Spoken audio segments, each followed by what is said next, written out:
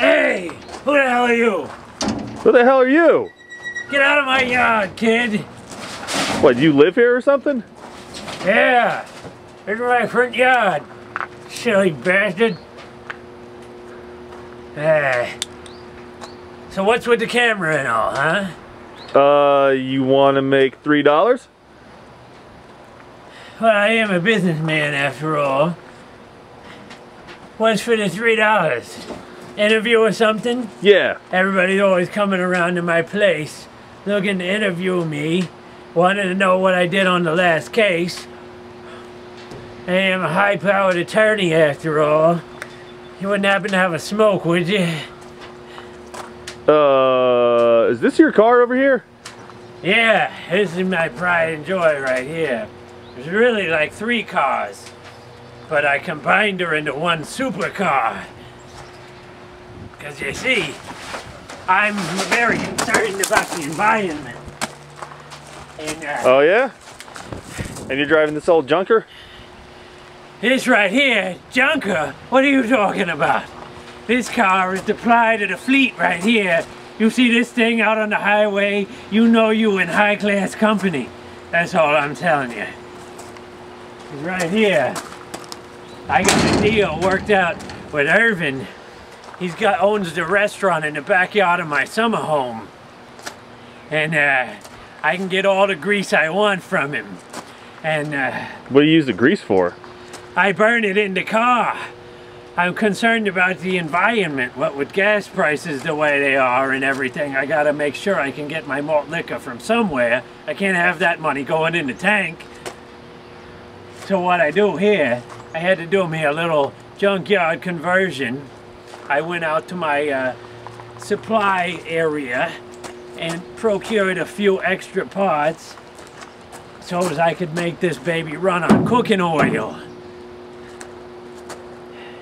So do you want to have a look at the whole system here or something? Yeah. All right, that's going to cost you an extra $250 though, okay? I can't just be giving my trade secrets out for nothing. Okay. All right, let's have a look. And we got this thing here.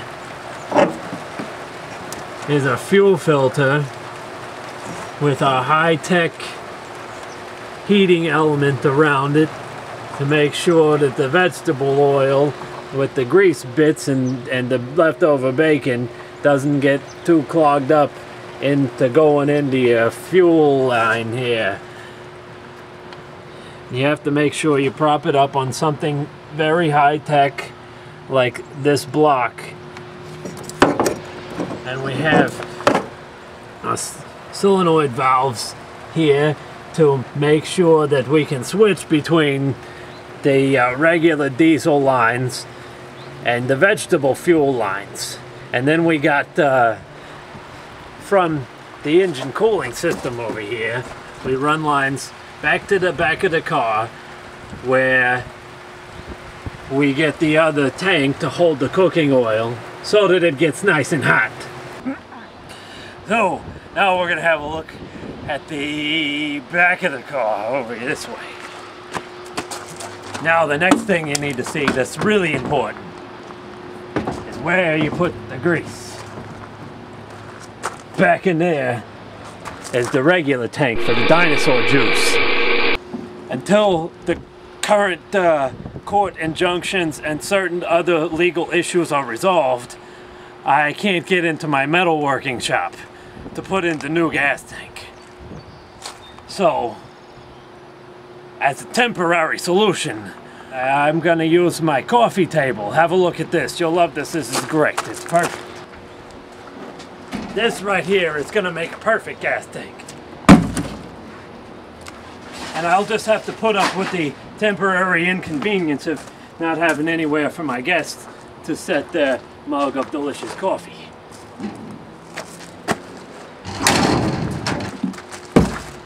Now what we're gonna do is we're gonna set this here in the trunk. And this part right here, this is the guts. We got this heat exchanger right here that we have run to these pipes coming from the engine's coolant. Gets the oil nice and hot.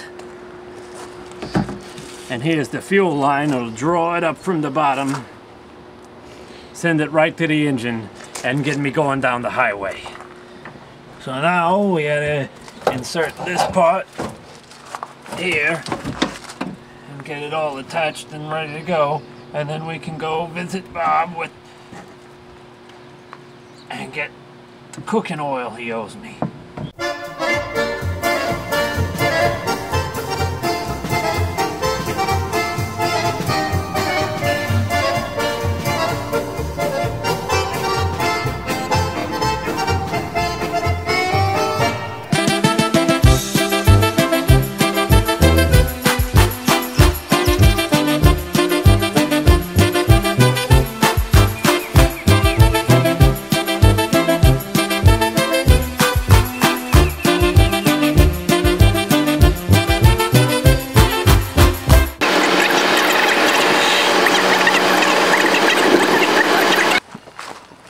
Here she is, the gray ghost.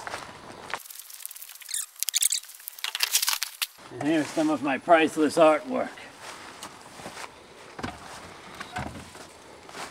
You can cut that out later. Don't tell anybody where it is. Here's what we need. The old fuel tank. We're gonna take this puppy out, and that way we can fill the grease tank from outside the vehicle.